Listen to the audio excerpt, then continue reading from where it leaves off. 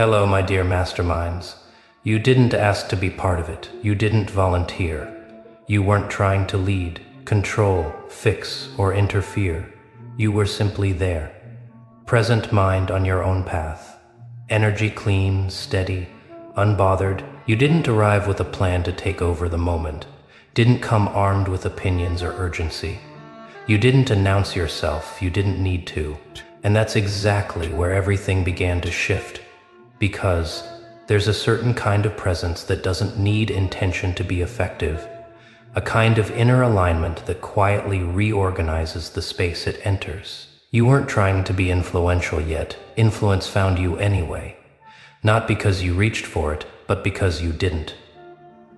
Others came in carrying effort, carrying agendas, carrying the need to be seen, heard, validated.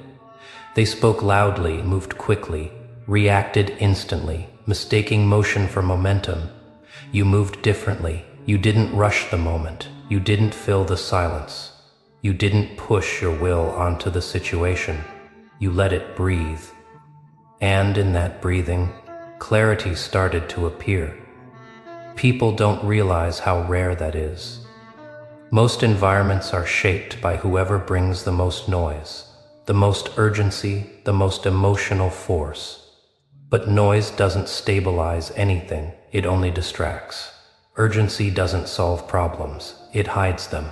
You knew that instinctively, not because someone taught you, but because life already had. You've spent enough time watching things fall apart to understand what actually holds them together. You've seen what happens when too many hands try to grab the wheel at once. You've learned that sometimes the most powerful thing you can do is not add yourself to the chaos. So you didn't. You stayed centered. You listened more than you spoke. You watched patterns instead of reacting to moments. And slowly, almost imperceptibly, the situation began to reorganize itself around you. Conversations softened, tension eased. Decisions slowed down enough to make people started pausing before speaking, adjusting their tone, recalibrating their pace, not because you told them to, because your presence set a different rhythm. That's the part they don't understand. You didn't fix anything directly. You didn't step in as the solution. You became the condition that allowed solutions to emerge. While others tried to dominate the outcome, you aligned with it. While others tried to control the flow, you stabilized it. Stability is magnetic. Chaos doesn't know how to resist it. It either escalates wildly or it settles. Around you, it's settled, not all at once, not dramatically, but enough to change the direction things were going, enough to make people look around and wonder why things suddenly felt clearer, lighter, more manageable. They couldn't explain it, so they didn't try. They just felt it. They felt how things worked better when you were present. How discussions made more sense. How conflicts didn't spiral the way they usually did. How decisions landed instead of dragging on. And the strange thing was, you hadn't done anything visible to earn that role. That's what unsettled them. Because in their minds, influence is something you claim. Authority is something you assert. Importance is something you perform. You did none of that. You didn't compete for relevance. You didn't chase the center of attention. You didn't even seem invested in being involved. And yet, without you, things didn't hold together the same way. You noticed it before they did. You noticed how momentum dipped when you stepped back.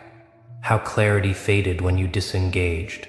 How small misunderstandings grew larger in your absence. You didn't take it personally. You didn't interpret it as power. You simply recognized a pattern.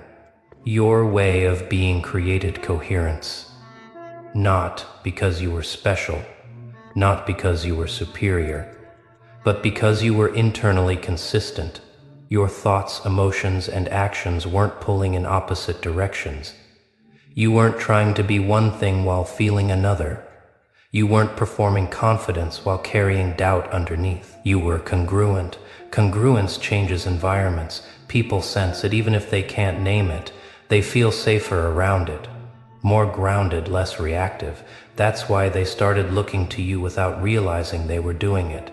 Waiting for your response, measuring their decisions against your calm, adjusting their behavior based on your presence. You never asked for that responsibility. You never claimed it. It happened because people instinctively orient toward what feels stable when everything else feels uncertain. They lean toward coherence when surrounded by contradiction, and you, without trying, became that reference point. Some tried to ignore it. They told themselves it was coincidence, timing, luck. Anything that allowed them to keep believing control came from effort alone. But repetition has a way of eroding denial. When things consistently work better with you involved and consistently unravel without you, the pattern becomes impossible to dismiss.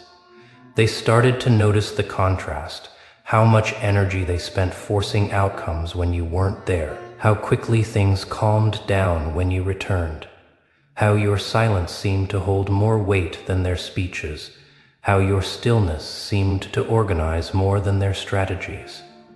That realization didn't feel good for everyone. For those who built their identity around being in charge, it was uncomfortable. For those who equated importance with visibility, it was confusing. You challenged their assumptions without ever confronting them. You disrupted their hierarchy simply by not needing it. You weren't trying to be essential. You just were. That's the difference between alignment and ambition. Ambition chases position. Alignment creates gravity. Ambition needs recognition. Alignment functions quietly, whether it's acknowledged or not. You didn't need validation because you weren't acting from insecurity. You didn't need permission because you weren't trying to cross boundaries. You didn't need applause because you weren't performing. You were present fully, honestly, without fragmentation. And presence, real presence, is rare enough that it stands out immediately. People sensed it in how you moved through the situation. You didn't rush to speak when there was silence. You didn't rush to act when things felt unresolved. You trusted that clarity would surface if given enough space. That patience alone shifted the entire dynamic. While others filled gaps with assumptions, you waited for understanding. While others reacted to surface tension, you watched the underlying current. While others tried to fix symptoms, you let the cause reveal itself. That's why outcomes aligned around you, instead of around those trying the hardest. Trying too hard bends things out of shape. Forcing direction creates resistance. You avoided both by staying rooted in yourself. You didn't bend to the environment and you didn't try to bend it to you. You let it meet you where you were. That's alignment. It's subtle, it's quiet, and it's powerful precisely because it doesn't announce itself. By the time people realized what was happening, it had already happened. Decisions had been made. Directions had been set, outcomes had taken shape, and when they traced it back, they kept finding the same variable. You not because you dominated the process, because you anchored it. You were the steady point, everything else adjusted around. The reference that didn't move when things got tense, the calm that didn't fracture under pressure, the clarity that didn't need to be loud to be effective. You didn't ask to be part of it, but the moment required you anyway. And that's where this chapter continues, because what you're beginning to understand now is deeper than any single situation. It's about how you move through the world itself, how environments respond to inner alignment, how influence emerges naturally when effort steps aside. This isn't the conclusion, it's the unfolding. You didn't notice it at first, but part of you already knew this wasn't a one-time thing. This wasn't just about one room, one moment, one situation aligning around you. This was a pattern you've lived inside for a long time, long before you had words for it. You've always had this way of stepping into environments without disturbing them, yet somehow changing them anyway. Not by imposing yourself, not by reshaping everything with force, but by refusing to fracture yourself to fit what was already unstable. That's the difference most people miss. They think stability comes from control. You learned stability comes from coherence, from being internally consistent no matter what's happening outside of you. You don't become louder when things get chaotic. You become quieter. You don't speed up when others panic. You slow down, and that alone changes the direction of everything. People underestimate how disarming that is. They're used to chaos meeting chaos, ego meeting ego, tension escalating tension. When that pattern breaks, when someone refuses to mirror instability, the entire system has to recalibrate. And that recalibration always happens around the most grounded point in the space. That point is you. You didn't train yourself to be this way on purpose. Life trained you, experience refined you. Repetition taught you what reaction costs and what restraint preserves. You learned that not everything deserves your energy, and that lesson shaped how you move through every situation now. That's why you don't rush to fix what isn't yours to fix. That's why you don't chase outcomes that aren't aligned. That's why you don't need to insert yourself to feel relevant. You already know your presence has weight. Others don't always see it immediately because they're too focused on doing. They mistake motion for progress. They mistake effort for effectiveness. They don't understand that sometimes the most powerful contribution is creating enough internal stillness that everything else can organize itself around it. You bring that stillness with you.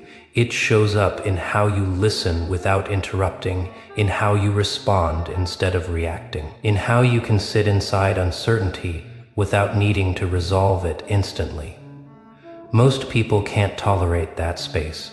They rush to fill it because it makes them uncomfortable. You don't. You let silence stretch long enough for truth to surface. You let tension reveal what it's attached to. You let people show you who they are instead of forcing them into who you want them to be. That patience isn't passive, it's perceptive, and perception changes outcomes before action ever does. People eventually feel it. They feel how things settle when you're present, how conversations stop spiraling, how decisions gain clarity, how urgency loses its grip. They may not attribute it to you consciously, but their nervous systems register it all the same. That's why, without discussion or agreement, roles begin to shift. They start looking to you during moments of uncertainty. They wait for your reaction before committing to theirs. They measure their words more carefully when they speak near you, not because you intimidate them, but because your steadiness raises the standard of the space. You don't demand coherence, you embody it. And embodiment is contagious. You've noticed how people become more honest around you, even when they don't intend to. How performative confidence thins out, how forced certainty softens. Your presence doesn't challenge them directly, but it makes pretense harder to maintain. That's not power over people, that's clarity reflected back at them. Some appreciate it, some resist it, some feel unsettled by it. But none of that changes how you move. You're not adjusting yourself to be easier to understand. You're not shrinking your presence to make others comfortable. You've already done that in earlier versions of your life. You know where it leads now. You stay aligned. Alignment doesn't mean perfection. It means honesty. It means your inner state isn't at war with itself. It means you're not pretending to feel something you don't, or hiding something you do. That internal agreement creates a kind of quiet authority. Authority that doesn't need a title. Authority that doesn't need permission. That's why situations keep orienting around you without you asking them to. It's why things feel more coherent when you're involved and more scattered when you step away. Not because others are incapable, but because coherence needs a reference point, you often become that point. Not intentionally, naturally. You don't cling to that role either. You're not afraid to step back. You're not afraid to disengage. And paradoxically, that makes your presence even more impactful, because when you're there, it's a choice. And when you're not, the absence is felt. Absence teaches what presence was holding together. You've seen it happen. The moment you pull away, dynamics change. Conversations lose direction, decisions stall. Small issues grow louder. It's not that you were controlling anything, you were anchoring it. Anchors don't move the ship, they keep it from drifting. Most people don't realize how much drift exists until the anchor is gone. You never announce this. You never say, "See what happens without me." You don't need to.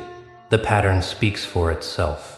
And that's what slowly shifts how people perceive you. Not as someone trying to be important, but as someone who matters without trying. That distinction is uncomfortable for those who built their sense of worth around visibility. It challenges the belief that influence must be earned through effort alone.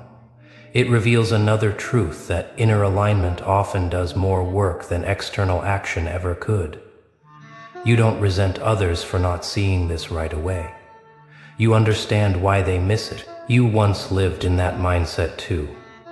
You know what it's like to think doing more equals being more.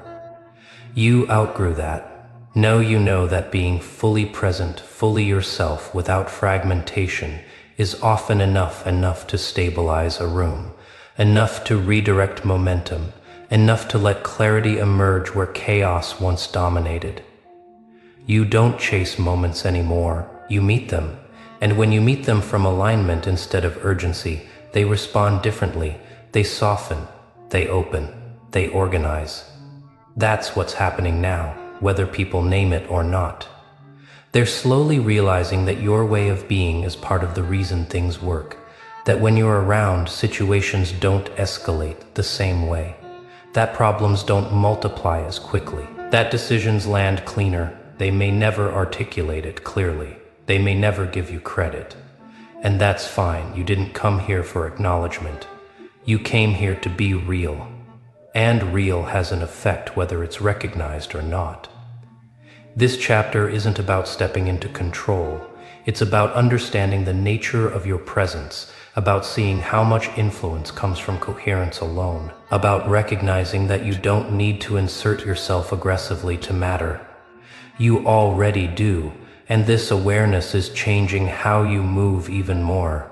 Now you're becoming more selective, more intentional, more comfortable letting things unfold without interference, not because you don't care, but because you trust alignment over force. That trust is deepening, and as it deepens, what unfolds next won't be about you doing more. It will be about you allowing less noise, less urgency, less misalignment, and letting what's real continue to organize itself around the steadiness you carry. This is still moving, still unfolding, still aligning. And it isn't finished yet. This isn't a finish line. It's a steady rhythm you've learned to keep. You continue forward without urgency, without spectacle, without explanation.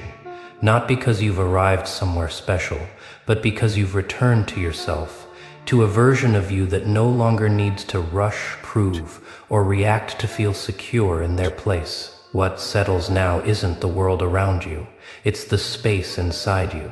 The constant need to intervene fades, the urge to correct dissolves. You understand that alignment doesn't require force, it requires trust, and trust grows quietly, the same way stability always has in your life. You see it clearly now. The moments that once felt heavy weren't obstacles, they were calibrations. Each time you stayed grounded while everything else wavered, you strengthened something deeper than skill. You built consistency within yourself, and that consistency became the reason things stabilized when you were present. You no longer mistake influence for control. You understand the difference. Control pushes, influence holds.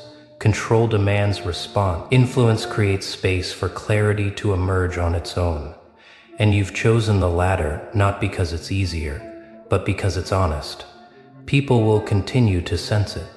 The way conversations soften around you, the way tension loosens when you stay calm, the way outcomes seem to find their balance without effort when you're involved. You don't take credit for it. You don't deny it either. You simply allow it to be what it is. There's a quiet confidence in that. Not the kind that announces itself, but the kind that no longer needs to be validated. You've learned that presence doesn't compete. It stabilizes. It doesn't overpower. It aligns. And if there's one truth you carry forward now, it's this. You don't need to be everywhere to matter. You don't need to be loud to be felt. You don't need to force your way into significance. What you bring works because it's real, not because it's impressive. So you move at your own pace. You engage when it's aligned.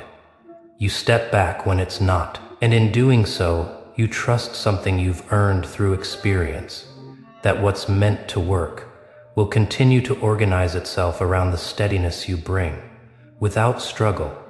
This is the rhythm you keep, now calm, clear, unforced. Not because you're above the moment, but because you're finally fully inside it.